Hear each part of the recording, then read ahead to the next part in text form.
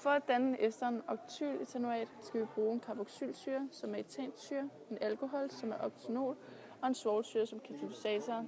Ester reagerer rigtig langsomt. Vi blander syren, alkoholen og katalysatoren sammen i et reagensglas og putter ned i et vandbad.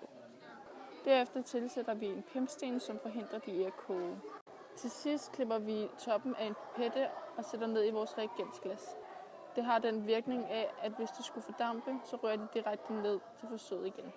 Hele forsøget foregår under et punktsug, da alkoholen og syren godt kan lugte rigtig kraftigt, og at selve esteren skulle lugte af appelsin. Hvilket Jonas også nu kan bekræfte.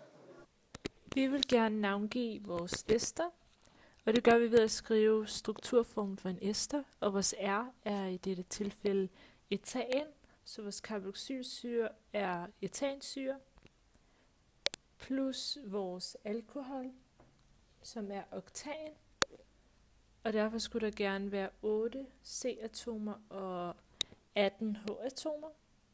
Og da vores OH sidder på den første sidekæde, hedder det oktan 1-ol.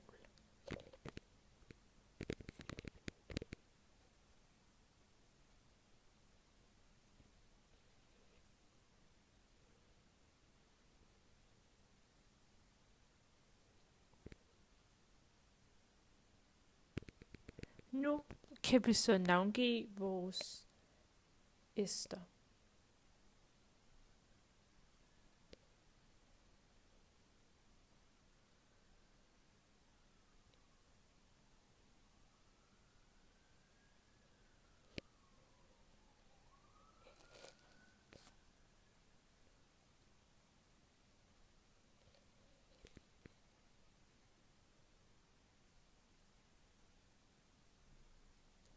Og vi plusser det med vand, fordi at vi har lagt vores blanding, vores reagensglas har været i et vandbad.